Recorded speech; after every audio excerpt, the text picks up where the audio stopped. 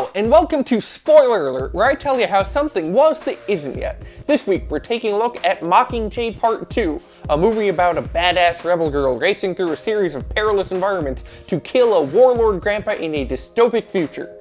Wait a minute, are we sure this isn't Mad Max? Now, this second part of a movie that was a sequel of a sequel stars Katniss Everdeen as she aims to take down the evil President Snow, known for being a brutal dictator and enforcing the walls separating the districts from each other. Now, originally it was thought these walls were set up to prevent the districts from ganging up against the capital, but in reality it was just President Snow trying to one-up Donald Trump. They even made the districts pay for them. The film opens as the rebels of District 13 gather their forces to take down the capital, a city that has the dubious honor of being the only time in world history an empire forgot the name of their own main city. Unbeknownst to our heroes though, President Snow has transformed the capital into the set of the next Hunger Games, with traps designed to not only stop, but kill, torture, and humiliate the rebels.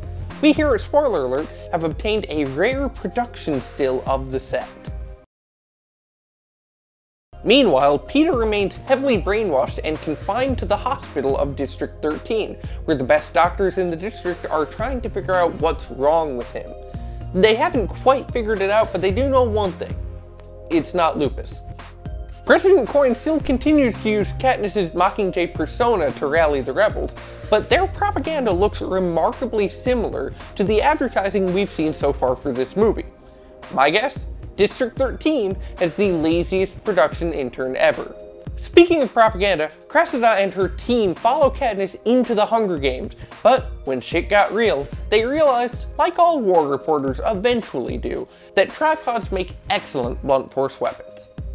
Finnick continues to have his entire character arc glossed over, which, I mean, I get. Listen, when you translate a book to a movie, some things get left out. It's not as though they had a whole other movie to wait a minute. Effie, meanwhile, is already planning her next career move. After all, she is the PR wizard in charge of bringing Katniss to the masses.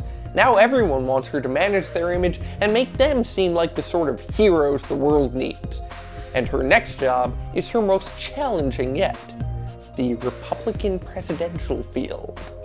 Plutarch, by the way, will not be making too many appearances in this film out of respect for the passing of his actor.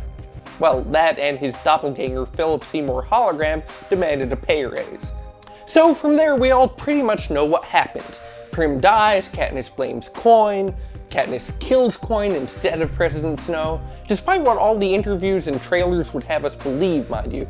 You see, Jennifer Lawrence is on record saying that she assassinates Snow, and unless she is a liar liar girl on fire, this movie is teetering dangerously close to I Am Legend territory, where they changed the original ending, thus negating the story, to make it seem cooler at the end in a way they just didn't need to.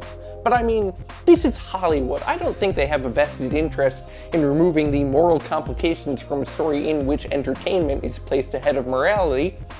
And if you think they do, I'm sure their secret police would love to hear about it. So that's it for this week's Spoiler Alert. Join us next week as we delve into the Bloodborne DLC, The Old Hunters. And as always, leave me comments down below giving me ideas for what else we should review in advance. Until next time, don't say I didn't warn you.